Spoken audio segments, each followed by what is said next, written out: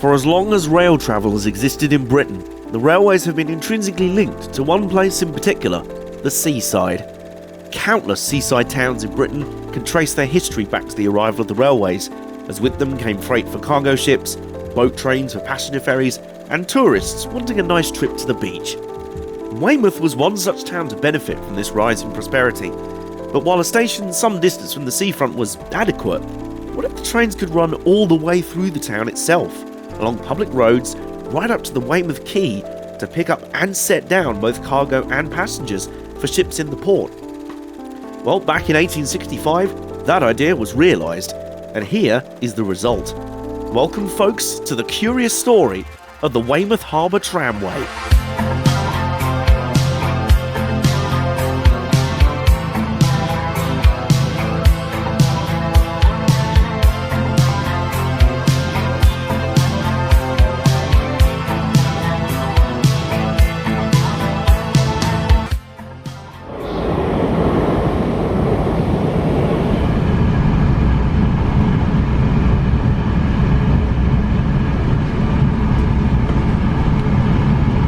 Hello people of the internet, welcome back to my channel, and welcome back to another station, another mile.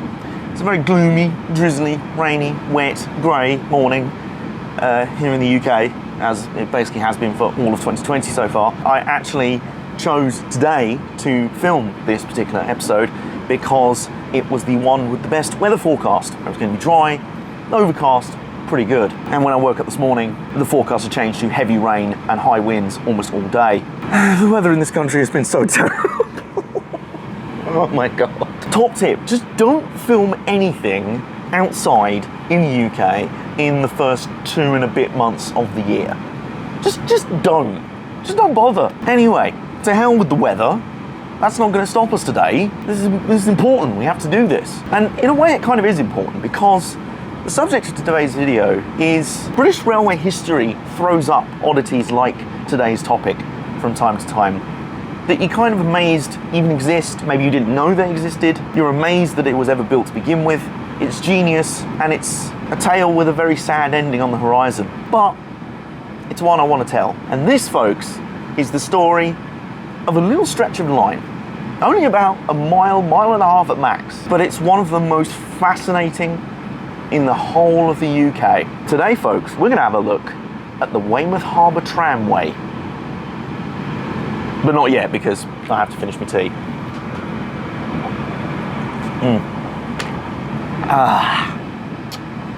Okay, now it's time to check out the tramway. Let's go.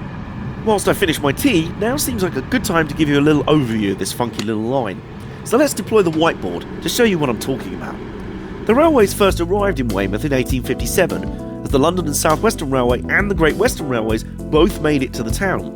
The LSWR coming from their South Western main line from London Waterloo via Southampton and Bournemouth. And while the existing Weymouth station was sufficient to bring plenty of traffic and prosperity to this quaint little seaside town, it was still a good mile or so away from the harbour itself, where all the main action was. So the Great Western Railway quickly proposed to build an extension running along densely packed public roads and right along the waterfront to a new station called Weymouth Quay. This would become what we now know as the Weymouth Harbour Tramway, opening in 1865 and becoming a unique example of street running for a heavy rail line, something you don't often see in the UK. Initially, the line was only used for freight via a loading dock at Custom House Quay, using horse-drawn wagons until 1880. But once the GWR took over the nearby ferry service in the harbour, the Weymouth Key Station was built in 1889 to allow passengers to step off the train and straight onto ferries to the Channel Islands and France. And that's how the line would operate for nearly 100 years. Steam locomotives replaced horses, then later diesels would replace steam engines, while several adjustments were made to the route as time went on. A second platform was added at the Key Station in 1933, while a tight curve onto Custom House Quay was reconfigured in 1939 to make it a more gentle turn. And how's this for a miracle? It even survived the beaching cuts of the 1960s. However, freight traffic was reduced in 1972 as space for the new wave of container freight traffic was in short supply in Weymouth Harbour, and ultimately freight services went all together by 1983. And when the South Western Main Line itself to Weymouth was third rail electrified in 1987, regular passenger services ceased on the tramway, and the last rail tour ran in May of 1999. Since then, it has sat unused, unloved, and pretty uncertain about its future. which is particularly why I wanted to check it out today, and was hoping the weather forecast I saw earlier in the day was false. Spoiler alert, it wasn't. So I've successfully arrived in Weymouth, and unfortunately the weather forecast this morning was completely right. It's raining cats, dogs, marsupials, various other kinds of animals. And to paraphrase a meme that's been going around recently, it's hecking windy. We're just going to have to do this, folks. And fortunately, just around the corner is the start of the stretch of line that we are here to see. In fact, you can very clearly see it out the right side of the train window as you come into the current Weymouth station. You can very see the branch that's overgrown, and it just looks like a regular bit of track, maybe a siding. But what you may not know is after that, it just keeps going through the town. There's a reason why it's called the Weymouth Harbour Tramway. Come over here, let me show you what I mean. The tramway starts by branching off just before the main line terminus at Weymouth, as part of what used to be a vast freight yard, now a car park naturally, and a junction to a branch that used to run to Portland Harbour nearby. And though it's thoroughly overgrown and derelict, it's amazing how close you can get to a piece of track which is still ostensibly connected to the National Rail network, to the point that there's still working colour light signals on this section of line. And it's right here that we find the point where permanent way meets public roadway. Yes, before you ask, I think I could have picked better days for it. I mean, I have already had to put my glasses away because otherwise I'd have needed to install windscreen wipers on them for them to be of any use. We press on because, most importantly, we've found the start of the Weymouth Harbour Tramway. Up that direction is where it branches off from the main line just before the current Weymouth station. There is also a sort of gated level crossing thing up there. And then we come down here, and then if we spin round, look at that! It becomes a tram line. But with the difference being, this saw actual full mainline trains running up there. So not small trams, full big trains. We're going to see how that checked out. Let's go.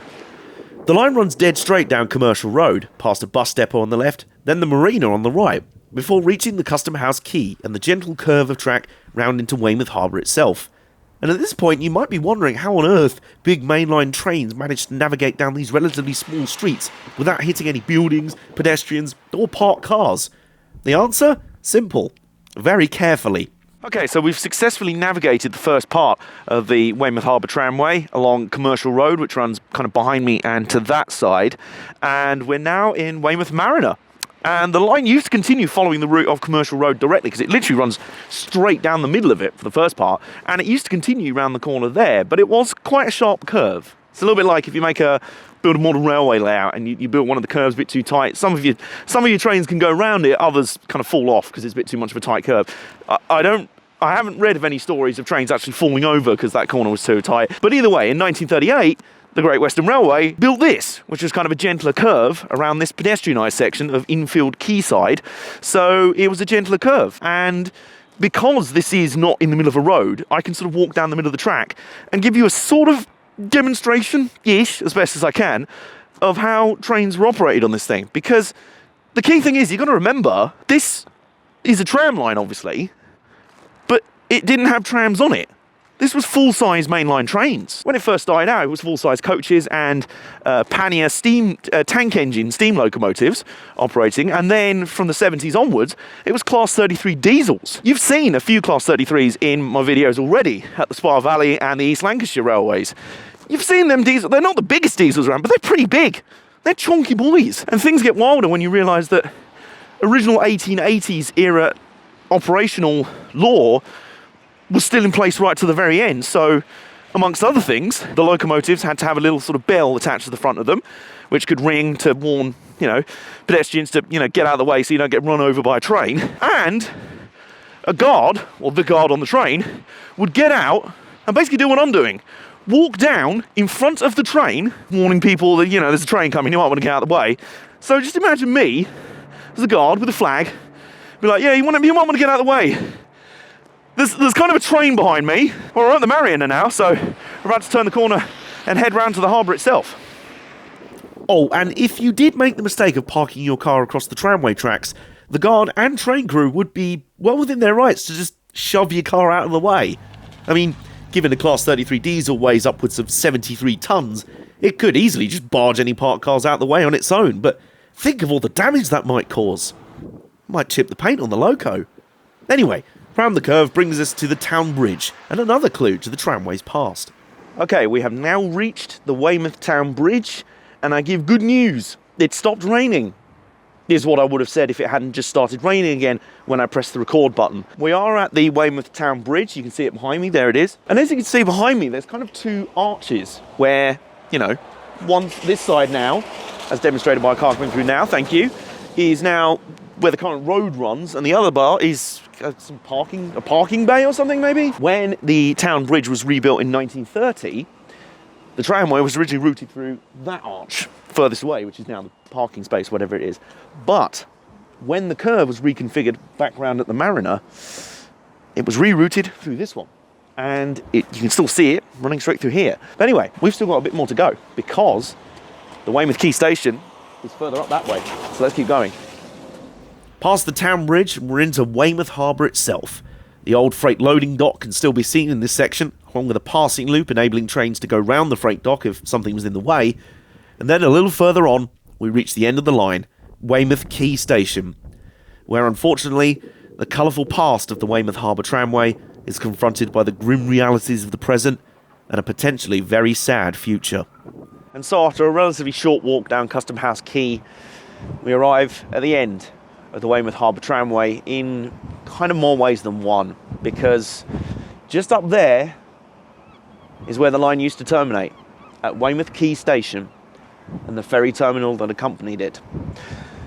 And unfortunately, everything that I just said is now shut, and most of it is going to be gone for good very soon. Work is already beginning at the far end, at what would have been the buffer stop end of Weymouth Key Station, to remove the tracks. And I knew this part would be the tricky bit, because anything I say here is going to sound like I'm just biased, and it is going to sound like rose-tinted nostalgia. Surely people will say, well, if there's no use for the line, why keep it? What's the point? But having seen the figures, supposedly, and the amount of money it's going to cost to lift and dig up this entire line, it just seems like a big waste of money. Sure, these tracks probably are a bit of a nuisance in terms of, there's obviously a ridge and a bump in the road, and when they're wet, they're very slippery. I understand there's been issues for cyclists and that, so I can understand. But there are other tram lines in the country, tram networks, that manage just fine having rails in the road, and they're not a safety issue. And what's really frustrating is that there have been proposals, there have been pleas, there have been petitions to keep this line open and find a use for it. There have been proposals to turn this maybe into a heritage line. I mean, there will be a heritage line like nothing else in the country, because this line is like nothing else in the country. But even if you don't want to keep it open as a heritage operation, surely there's contemporary uses for it as either a tram line in and of itself, or the start of a tram network for the rest of the town. We're seeing more and more cities investing in public transport, particularly tram networks. And we've just come off an election where a lot of the main pledges were about reopening closed railways, reversing beaching. So in the backdrop of all of that, hearing that it's potentially millions of pounds are going to be spent ripping up potentially one of the most unique lines in all of Britain, I don't know. There's probably a very good reason for it. There might well be a very good business case. It might make economic sense to rip it all up. But being here today and seeing it for myself, it's hard to remember what those reasons could even be. And the thing is now, like I said, we're in a time where so many lines that were closed in the beaching cuts of the 60s and cuts since then are being looked into reopening. And a lot of places are looking back in hindsight and going, gee, we probably did need that line after all. At the time, we didn't think we needed it, but now we really do. And now we've built over it, it's all shut, it's all closed, it's all scrapped, there's houses, there's buildings on it. It's going to take a lot to put it back. I really hope that this doesn't live to be a similar scenario. I really hope that if this is all to be lifted at seemingly great expense, we're not coming back here 10, 20, 30 years' time and saying, gee, do you know what? We might have made a mistake ripping up that old tramway. We could really do with it right now. I don't like these parts of the videos. They're just sad. I'm going to go have a beer. If this is indeed to be it for the Weymouth Harbour Tramway, then farewell. 154 years of service isn't bad going for a little oddity by the seaside, now is it?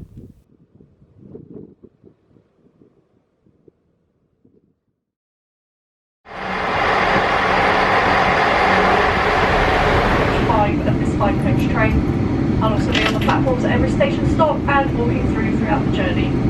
Our first station stop will be Upway. So folks, that'll conclude our quest to Weymouth and the hunt for the Harbour Tramway. I'm on my train back to London now. I'm very tired. I'm ready to do a big heckin' sleep, and I'm grateful that I got to check out the Weymouth Harbour Tramway for myself. I'm glad that it's not just going to be something I look at in a book and see in pictures and go, oh, what was that? And someone else says, oh, well, that was the Weymouth Harbour Tramway. It's all gone now, and can't see any of it. As the author Kurt Vonnegut once said, so it goes. Thank you so much for watching. Thank you so much for joining me on this trip today. I'll see you guys soon on another station, another mile.